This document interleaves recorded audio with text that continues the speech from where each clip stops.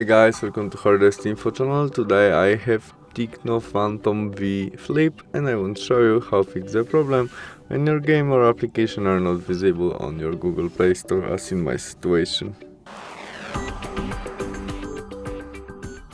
To fix it, go back to the main menu, tap on your photo on the right corner and choose Settings.